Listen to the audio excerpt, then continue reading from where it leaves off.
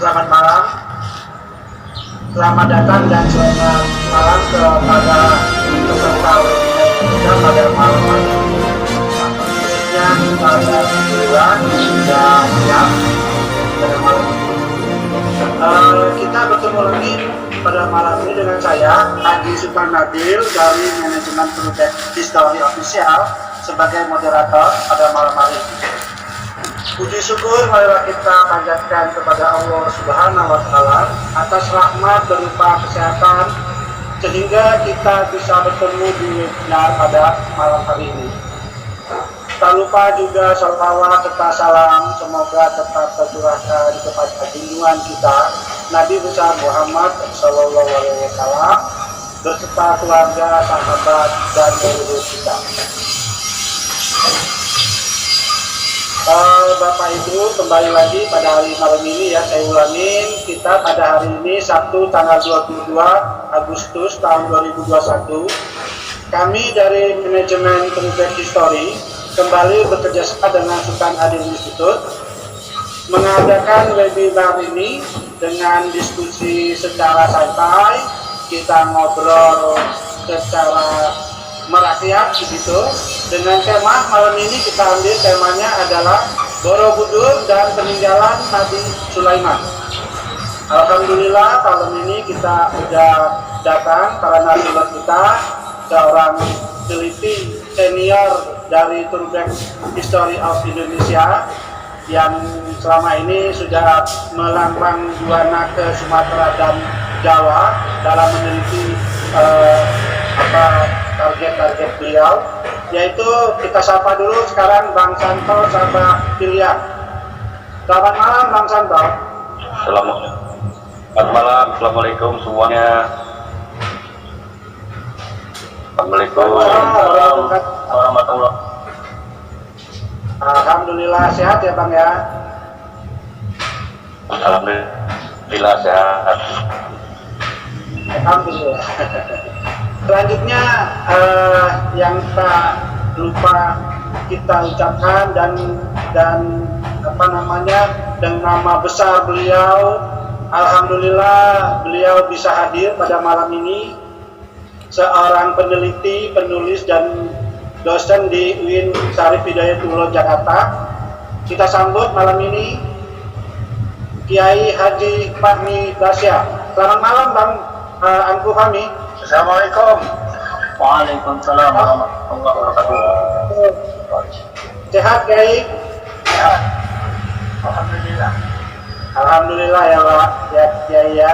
Dengan kondisi pandemi ini semoga kita dan seluruh rakyat Indonesia dapat terbebas dalam waktu dekat. Insya Allah ya. Perlu kami deklarasikan ya pada malam ini ya kepada pemirsa di rumah dan di tempat lain, di rumah maksudnya rumahnya di webinar ini gitu ya. Diskusi ini tanpa niatan menistakan atau juga menyudutkan suatu agama.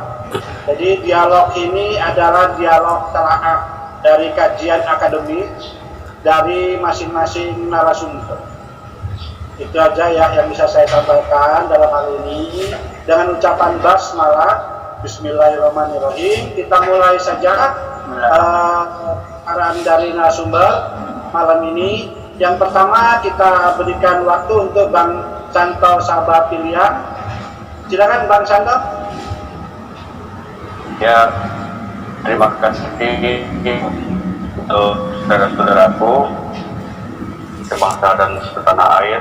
Assalamualaikum warahmatullahi wabarakatuh. Waalaikumsalam. Om Swastiastu, salam sejahtera, rahayu, kebangsaan setanah air dan Nusantara. Terima kasih atas kehadirannya di forum ini. Tak lupa saya pribadi mengucapkan selamat datang kepada Buya Fahmi Basya, Bang Fahmi. Assalamualaikum Bang Fahmi. Ya, maka kita lupa saya ucapkan terima kasih saya ucapkan kepada manajemen TPH yang telah memfasilitasi kegiatan ini. Di TPH dalam hal ini sebagai manajemen dari apa kerja saya selama ini telah memfasilitasi beberapa penelitian, kemudian saat ini sudah bekerja memulai untuk memaplikasi apa-apa penemuan-penemuan yang ditemukan oleh orang yang bernama Santo Saba. Hampir 10 tahun lebih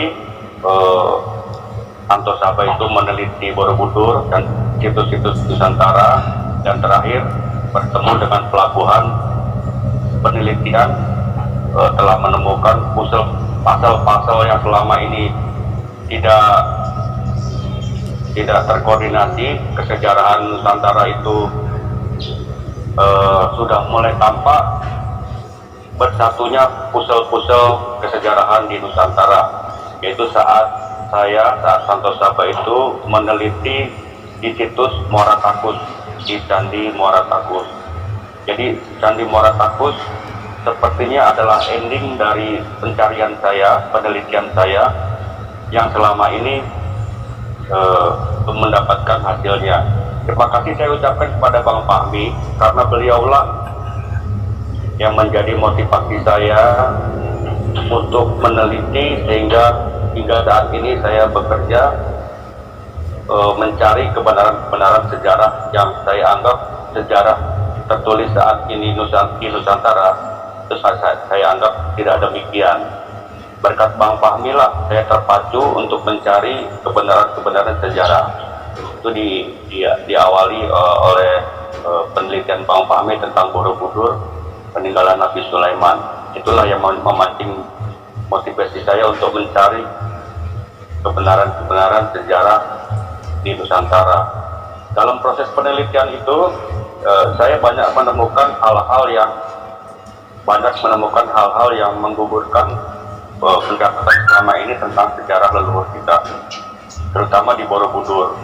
Itu terlabeling saat ini tidak seperti itu. Yang pokok adalah pencatatan sejarah tentang leluhur kita yang telanjur dianggap bahwa leluhur kita itu animisme, dinamisme. Dalam penelitian pencarian saya banyak menemukan hal-hal bahwa tidak demikian. Pandangan publik yang sudah terlanjur terlabeling animisme, dinamisme, nyatanya, faktanya tidak demikian. Jadi leluhur kita, nenek moyang kita terlink animisme, dinamisme, padahal budaya di dunia ini kemungkinan yang sudah punya konsep berketuhanan satu Tuhan, monotheism, itu saya beranggapan bahwa di Nusantara lah budaya yang sudah mempunyai konsep ketuhanan. Oleh karena itu Islam mudah diserap di Nusantara karena konsepnya sudah monotheism jauh sebelum 5M, jauh sebelum kelahiran Nabi Muhammad, jauh sebelum lahirnya 3 agama di India, Hindu, Buddha, Jaina. Itu leluhur kita sudah mengakui adanya satu Tuhan. Jadi penemuan-penemuan saya saat ini, saya masih beranggapan itu subjektif. Jadi valid dan tidak valid penemuan saya ini yang banyak menggugurkan labeling selama ini tentang leluhur kita itu harus dikaji oleh ilmuwan, oleh sejarawan untuk mengembalikan catatan benar sejarah Indonesia saat ini. Sudah 76 pun kita merdeka, tapi pencatatan sejarah masih menggunakan cara pandang penjajah yang dominan itu nyata-nyata punya niatan ingin mengaburkan catatan leluhur Nusantara. Jadi benar kata Judilina, untuk menguasai suatu bangsa, putuskan pengetahuan terhadap leluhurnya, kemudian hilangkan jejak-jejak sejarah agar tidak bisa diketahui oleh turunannya.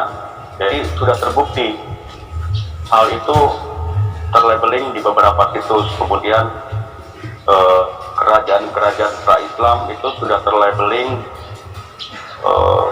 berdasarkan 2 ajaran yang terlahir di India, terutama situs-situsnya itu sudah terlabeling saat ini berdasar pada dua ajaran di India. Kalau yang tidak ada patungnya itu ajaran satu lagi, kalau yang ada patungnya terlabeling satu lagi. Nah, itulah yang sudah terpublikasi saat ini. Jadi di sini saya meneliti kemudian menemukan sekarang saatnya untuk publikasi bahwa catatan sejarah leluhur kita, terutama situs-situs diantaranya Borobudur, tidak demikian. Jadi hal ini harus diketahui oleh para ilmuwan. Hal ini harus dicermati oleh para sejarawan untuk merekonstruksi catatan benar sejarah Indonesia. Untuk apa? Untuk membangkitkan mentaliti anak cucu kita bahwa leluhurnya itu tidak seperti apa yang tertulis saat ini. Jadi saya banyak temukan bahwa leluhur kita itu terdahulu jauh sebelum Veda dituliskan itu sudah ekspansi ke 3/4 muka bumi. Jadi kaum Saka leluhur kita jauh sebelum 1300 Masehi itu leluhur kita yang ekspansi ke 3/4 muka bumi, diantaranya tanah India melahirkan kita di India sekarang itu. Jadi itu asalnya adalah dari kita. Saya temukan itu falsafah Aden itu bernama Dharma. Jadi kaum Saka itu adalah leluhur kita, kaum Arya, kaum Skythia orang Eropa bilang itu. Itulah yang ekspan ke 3/4 muka bumi di tahun 3000 SM. Itu leluhur kita, kaum Arya itu menuliskan saat 3000 SM itu belum terdeteksi ya oleh sejarawan Eropa bahwa ada filosofi apa yang mendasari lahirnya tiga agama itu. Di tahun 1300 SM baru terdeteksi bahwa kaum pendatang itu, kaum Arya itu yang disebutnya, kalau bangsa asli India itu Dravida. Jadi kalau pendatang itu adalah kaum Arya. Jadi kaum Arya itulah yang membawa filosofi dasar Dharma, Dharmic original saya menyebutnya, untuk membedakan bahwa Dharmic original itu yang mendasari falsafah Dharma itu, Dharmic original itu yang mendasari tumbuhnya, lahirnya tiga ajaran di sana di tahun 500 SM. Jadi Veda itu yang dibawa oleh kaum Saka, leluhur kita, ajaran Dharma, filosofi Dharma itu, Dharmic original itu, tahun 3000 SM sudah dibawa oleh leluhur kita. Kemudian baru dituliskan menjadi kitab yang bernama Veda itu 1300 SM. 1300 SM Veda dituliskan oleh kaum yang bernama Saka, kaum Arya. Filosofiknya adalah Dharma, Dharmic original.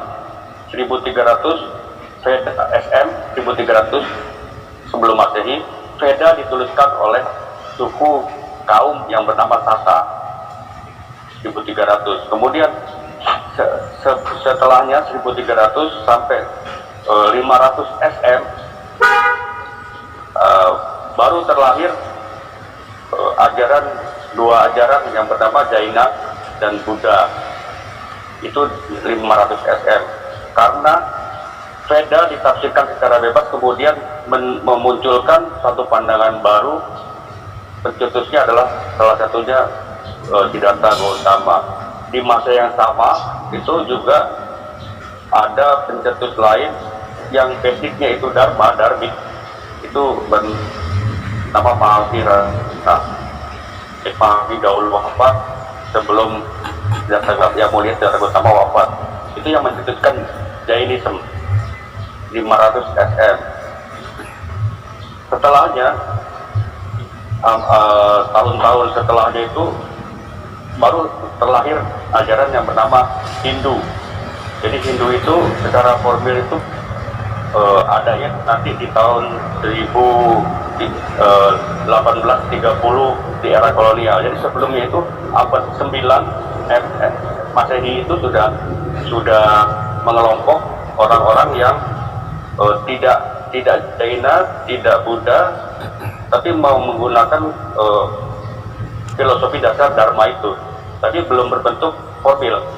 Di tahun 1300 M Masehi ya, barulah mulai mengkristal. Kemudian saat adanya kolonial Inggris, baru terbentuk secara formil 1830 Masehi. Jadi jelas ya, ada filosofi dan yang terdeteksi oleh sejarawan Eropa itu kaumnya adalah kaum Scythia disebut ya. Padahal itu adalah kaum Saka, versi Eropa itu sebutnya Scythia. Ternyata itu adalah kaum Saka. Dan kaum Saka itu sumbernya saya temukan itu di kita, di Nusantara. Ajarannya filosofiknya Dharmic original. Ada pusat pembelajaran Dharma dan original di Muara Takus. Itu saya temukan Sangharama besar semacam universitas ya. Itu dilihat Isting abad 7. Isting itu melihat reruntuhan sisa pondasi di Muara Takus sana. Itu rupanya adalah semacam universitas Sangharama Dharmapala namanya. Isting hanya melihat bicara Tuhannya.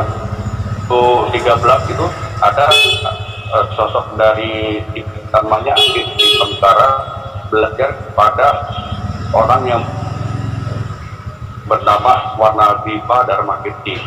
Nah rupanya artisnya di Bangkara Isting itu belajar ke tempat itu. Jadi di situs Muara Takus itu ada area luas yang disebut Kota Suci, dikelilingi tanggul kuno itu. Di dalamnya ada pusat puja.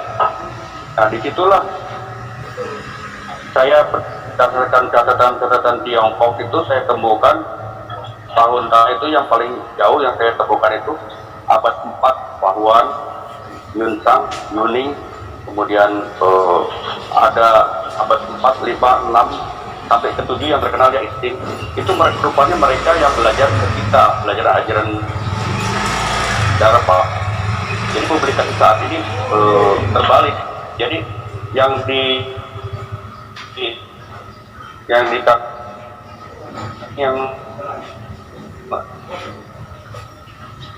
sejarawan mainstream para peziarah Tiongkok itu ajaran Dharma, filosofi Dharma dan original yang jauh sebelum 1300 sebelum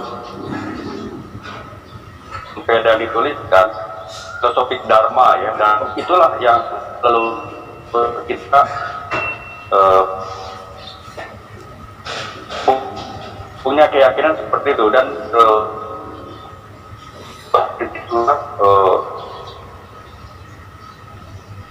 satu monoteisme itulah yang tergambar di Borobudur saat ini. Di Borobudur itu yang tergambar adalah filosofik ajaran Dharmic original yang tergambar di Borobudur. Jadi labeling saat ini tentang situs di Nusantara itu harus di. Jadi situs-situs di Nusantara sekarang ini terlabeling pada salah kalau Buddha itu terlabeling Buddhism, kalau yang tidak ada patungnya itu paling adalah Hindu. Pertanyaan besar yang situs-situs di Nusantara itu berdasar pada salah satu ajaran yang terlahir di India. Pertanyaan besar yang tidak ada jawabannya saat ini ya. Pertanyaannya seperti ini: kapan dan siapa mission pendakwah biksu, bikku yang terlahir di India itu datang ke Nusantara? Tidak ada jawabannya. Abstrak, dan inilah harus direvisi oleh para ilmuwan, para akademisi terhadap pencatatan selama ini, terutama pada situs-situs Nusantara. Dalam hal ini Borobudur terlabeling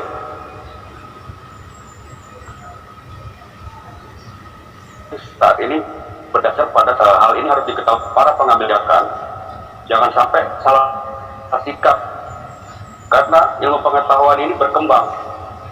Pencapaian ilmu di suatu masa dapat gugur oleh penemuan ilmu di masa selanjutnya. Jadi ini tantangan buat para akademisi, para ilmuwan.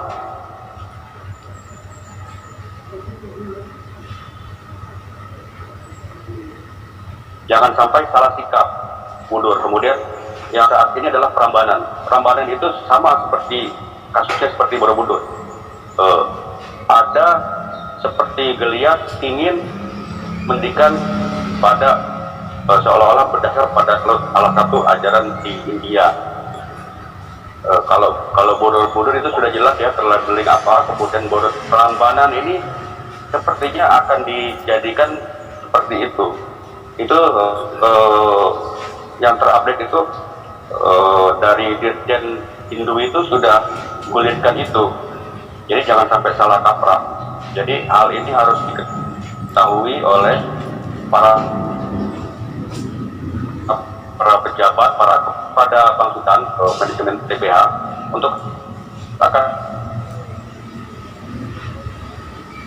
menghadir untuk berdialog dengan kita. Jadi ada tahapan TPH ini ya, kemarin kita sudah mendatangkan Pak Ridwan Saidi, kemudian saat ini adalah Buya Fahmi. Itu yang dibutuhkan. Jadi carut marut catatan sejarah Nusantara Indonesia saat ini sejarahan, sehingga banyak timbul figur-figur Santo Sabah, figur-figur Kiai Haji Fahmi Basya, figur-figur Ridwan Said, itu memang dimungkinkan karena ketidaktegasan para pengambil keputusan terhadap sejarahan ini tidak main-main. Jadi malah ada wacana ingin menghapuskan pelajaran sekolah pelajaran sejarah di sekolah. Itu sangat berbahaya. Jadi suatu bangsa itu akan hilang percaya dirinya jika sejarahan itu hilang. Itu sangat berbahaya. Jadi dengan adanya forum ini, semoga gaungnya itu didengar oleh para pengambil kebijakan untuk merevisi, merekonstruksi catatan sejarah negeri ini yang sudah para pengambil kebijakan. Jangan sampai nanti salah sikap, ingin mendunia situs di Nusantara, di Indonesia, tapi salah pijakan, karena basicnya itu labelingnya itu kan tidak akademik. Jadi apa yang saya lontarkan ini bisa diuji oleh kaum akademisi, kaum sejarawan, bahwa tidak benar apa yang terlabeling selama ini. Ini terhadap Borobudur. Hal yang mudah diinput. Pertanyaan kapan dan sejak misionaris Hindu Buddha terlabeling salah satu di antara dua ajaran yang terlahir di India. Faktanya saya temukan bahwa leluhur kita lah yang ekspansi ke India melahirkan 3 ajaran di sana. Yang saya dapatkan pribadi subjektif itu nama Dharma Dasa itu 700 sebelum Masehi. Dharmapala, kemudian ada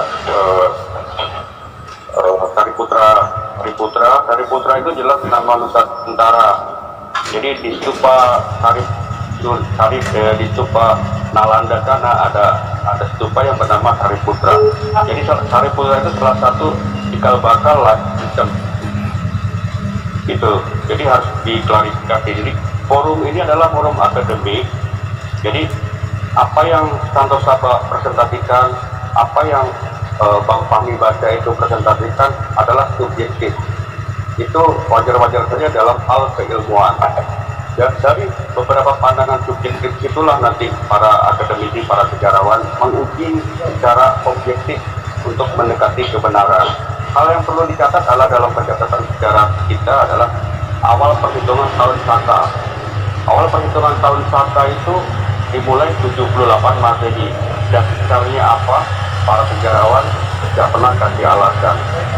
Jadi awal penghitungan tahun Saka di Perkas itu selalu tahun Saka Sati itu cara menghitung mengkonversinya ke Masehi selalu di abad 78 Masehi. Kenapa? Itu tidak jelas. Jika kita mengamini sepakat awal tahun Saka di tahun 78 Masehi, berarti tidak ada peradaban, tidak ada sejarah di tahun 78 Masehi. Itu merugikan sekali. Sementara penemuan-penemuan candi, penemuan-penemuan situs itu mengabarkan bahwa ada peradaban maju sebelum 78 Masehi. Hal inilah hal yang pokok untuk direvisi, untuk dikaji ulang, diteliti oleh para ilmuwan, para sejarawan, untuk merekonstruksi catatan sejarah kita. Untuk apa? Untuk memotivasi generasi kita, anak cucu kita, bahwa leluhurnya itu adalah bangsa maju, bangsa besar, sudah 3/4 muka bumi, dan falsafahnya itu Dharma, melahirkan 3 ajaran yang terlahir di India. Tapi faktanya sekarang terpublikasi terbalik. Situs Nusantara dianggap berdasar pada salah satu ajaran yang di India. Pak besar, Borobudur itu banyak saya temukan hal-hal yang menggugurkan selama ini tentang Borobudur. Di antaranya adalah teks literasi kata keluarga, dan Dharma itu, Dharmik original itu tergambar di Borobudur dengan teks literasi Kusala Dharma Bhajana, Vinaya Dharma, Cita Kaya Cita. Teks-teks Dharma membuktikan bahwa benar filosofi ajaran kita yang bernama Dharma, Dharmik original, itulah yang tergambar di Borobudur. Jadi Dharma, Dharmik original yang sudah satu Tuhan itu tergambar di Borobudur. Masa dahulu dipelajari di Ratakusana, ada universitas namanya Dharmapala. Kemudian sampai saat ini ajaran Dharma itu, Dharmik original itu terangkum di Bali dan sudah monoteisme. Itulah harus direvisi, direkonstruksi ulang pencatatan sejarah kita. Ini hal yang penting. Jadi jangan sampai berlarut-larut. Sudah 76 tahun Indonesia merdeka, tapi cara pandangnya masih cara pandang pencatatan sejarah versi penjajah. Tahun Saka 76 Masehi itu dasarnya itu hal yang pokok yang harus direvisi oleh para sejarah. Jadi forum ini adalah forum untuk supaya didengar oleh para pengambil kebijakan, para pengambil keputusan di negara ini. Jadi kami Samsu Sabah Fahmi Bhatia itu adalah subjektif, dimungkinkan dan wajar untuk dekonstruksi catatan sejarah, memporak-porandakan catatan sejarah yang selama ini ada, karena ketidaktanggapan para akademisi, para ilmuwan menyikapi hal ini. Jadi ini segera ditindaklanjuti oleh para pengambil keputusan. Jangan sampai salah sikap terhadap peninggalan-peninggalan leluhur kita yang Santo Sabah temukan pribadi itu tidak benar. Jadi labeling selama ini di Nusantara itu bisa gugur dan dapat gugur oleh temuan-temuan pribadi Santo Sabah. Hal yang mudah saja, Borobudur itu tertulis terpublikasi di Didikan 824 berdasarkan disertasi Kasparis. 824 itu, tahun 824 itu jelas itu angka perkiraan. Penamaan Borobudur itu tanpa dasar. Cara pandang Kasparis yang menganggap ada desa Bore di sekitar Borobudur itu, kemudian Budur dianggap yaitu purba, tidak berdasar semua. Saya temukan dan berdasar penamaan relik di Borobudur itu pun tidak tergugur. Selama ini penamaan relik berdasarkan versi India itu tidak bertepatan. Jadi relik yang tertutup saat ini terpublikasi bernama Karmawi Bangga itu Camp 1970 itu menyelidiki relik yang tertutup itu. Jadi penamaan Karmawi Bangga itu berdasar pada kitab Karmawi Bangga. Kita menggambarkan hal-hal yang di kitab Karmawi Bangga itu. Begitu juga untuk selanjutnya penamaan Datu, Alfa Datu, itu versi India. Apa nama sejatinya asli Nusantara? Itu saya dapatkan di Tundawitan, ada di Nusantara itu terekam 3 tahapan itu penamaan Borobudur. Kemudian patung itu bukan visualisasi yang mulia Siddhartha Gautama, itu adalah tempelaki spiritual leluhur kita Toko Broto, Tapa Brata istilah Baraha, Apo, Sumatera.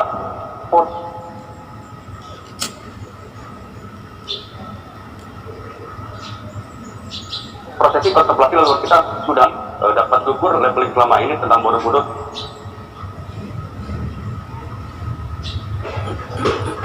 Yang terlabeling setelah direvisi pencatatan sejarah terhadap Borobudur.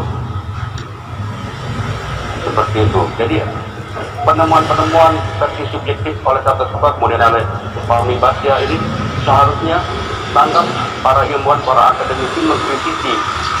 Jangan sampai nanti timbul beberapa orang Santo Sabah, berapa orang Jaya Jepang Badak, berapa orang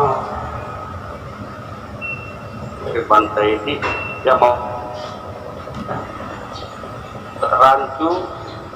Kemudian yang pokok adalah mencari tahu kapan awal pencatatan tahun Saka di prasasti itu. Saya skeptisme ilmiah tidak sependapat tentang itu.